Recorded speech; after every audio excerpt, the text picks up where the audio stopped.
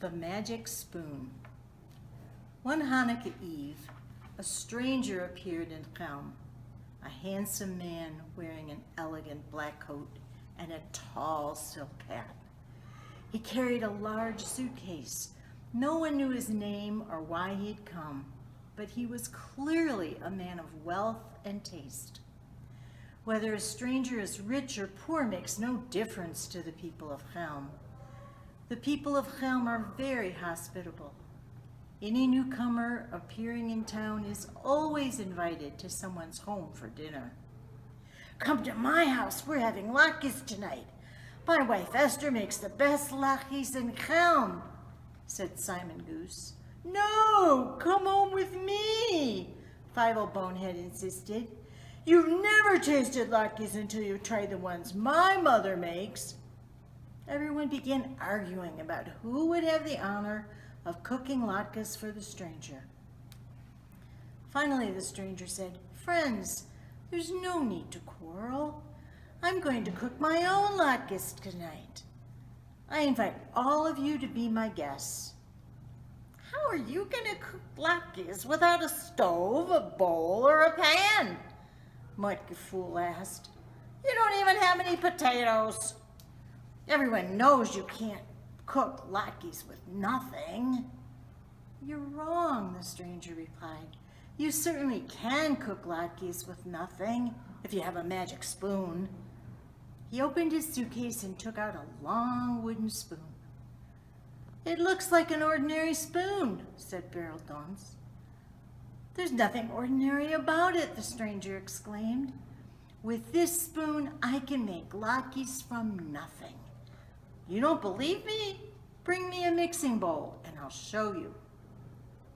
"You can borrow mine," said Esther Goose. She ran home and brought back her mixing bowl. "Thank you," the stranger said. "Gather around, people of Chelm. Prepare yourselves to witness a miracle. You're about to see latkes made from thin air." The stranger held the mixing bowl while he stirred and stirred with the wooden spoon. Mordicai looked into the bowl. "I don't see anything. What are you stirring? The bowl is empty." "Making latkes from nothing takes time," the stranger replied. "Trust me, it will be worth the wait." The people of Chelm watched as the stranger stirred and stirred. Suddenly he asked, "How do you like your latkes?" "I prefer mine plain, but some people like to add a pinch of salt." "Salt? Of course you must add salt. What are latkes without salt? And pepper too," everyone agreed. "I'll get some salt," said Beryl Dunce. He soon returned carrying a salt shaker and a pepper mill. He threw a few pinches of salt into the bowl and added some pepper too. "Thank you," the stranger said, and he went on stirring. After a while he looked up. "These latkes will be fine the way they are, but some people like to add 1 or 2 eggs, and maybe a handful of meal." "Of course," Esther Goose exclaimed. "You must add meal and at least 2 eggs and oil. Otherwise the latkes will fall apart when you try to cook them. Keep stirring. I'll get what you need." Esther ran home and came back with 3 eggs, a cup of oil, and another cup of meal. "Add these to the latkes. They'll taste wonderful," she said as she poured the ingredients into the bowl. "Thank you," said the stranger. "Look what's happening. The latkes are beginning to form." The people of Chelm stared into the bowl. Amazing! A frothy yellow liquid had suddenly appeared. "Keep stirring," the people of Chelm cried. They could hardly contain their excitement. They were witnessing a miracle with their own eyes. The stranger stirred and stirred. After a while he said, "These latkes will taste delicious. But there's only one thing we might add to make them better." "What's that?" asked Simple Coleman. "An onion." "Of course, an onion. Why didn't we think of that?" "Why, only 1 onion," said Fievel Bonehead, "and lots of onions. And the latkes will taste really good." Fievel ran home to chop some onions. He came back and poured them in the bowl. That's just what we needed, the stranger said. I can't think of anything else except what? Oh, never mind. It isn't really important. The latkes will be fine without what? The people of Chelm shouted. Well, if you really want to know, it never hurts to add a few potatoes. Potatoes! Of course! How can you have latkes without potatoes? The people of Chelm ran home. They came back with potatoes washed and grated. They poured these into the bowl. The results were amazing. Latkes just the way I make them, Esther Goose gasped. If I hadn't seen it with my own eyes, I wouldn't believe it, said Mordicai Fool. Imagine that. Latkes from nothing, cried Beryl Dunce. And now they're done. The stranger held out the bowl for all to see. Let's cook them and see how they taste. So everyone followed the stranger over to Esther Goose's house.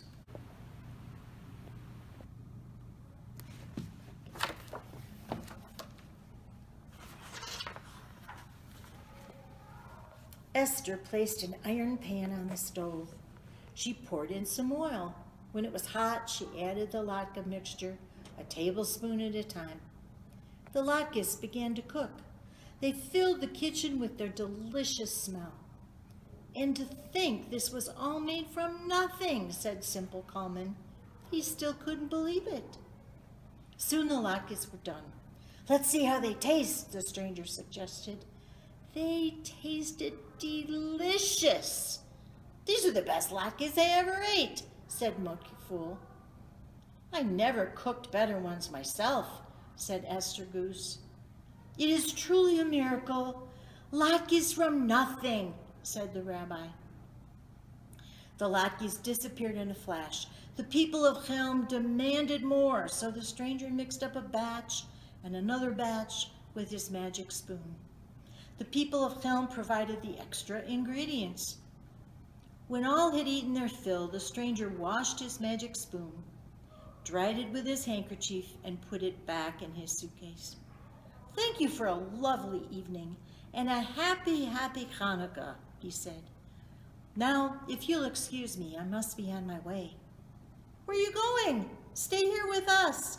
Hanukkah's just begun. We can have latkes every night, said Beryl Dunce. The stranger shook his head. No, I really must be off. My friends in Lublin are expecting me. I have to leave now, otherwise I'll be late. Go then, but may I ask if you might be interested in selling that magic spoon of yours? Mordicai Fool asked. Oh no, cried the stranger. I couldn't sell this spoon to anyone. It's been in our family for 200 years.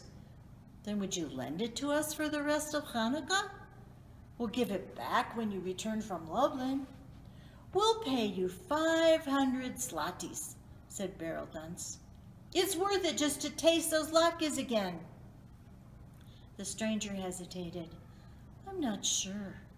What if the spoon broke? What if it got lost or stolen? Don't worry about that, said Mordecai.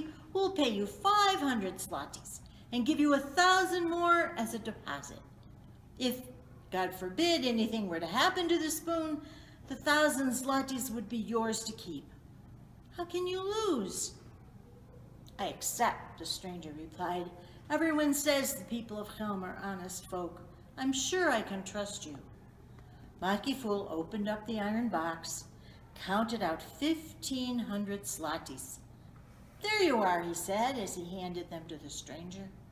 The stranger put the money in his suitcase. He handed Mordecai the magic spoon. When I come back from Lublin, you'll return my spoon to me? Agreed, said Mordecai. And you'll give us back our 1,000 zlotys? They shook hands. The stranger smiled. Without another word, he tipped his hat, picked up his suitcase, and walked out of town. The people of Chelm feasted every night for the rest of Hanukkah. They made piles and piles of latkes with the magic spoon. Of course, they added some extra ingredients: salt, pepper, meal, oil, eggs, onions, and potatoes. But strange to say, the mysterious stranger never came back. When he still hadn't appeared a month after Hanukkah, the people of Chelm sent word to Lublin. Nobody there knew anything about him. The people of Chelm waited the rest of that year, and the next, and the year after that, but the stranger never returned. As long as we have the magic spoon, we may as well use it, said Mordicai. So every year they made heaps and heaps of latkes out of thin air, enough for the whole town. Do you think the stranger will ever come back?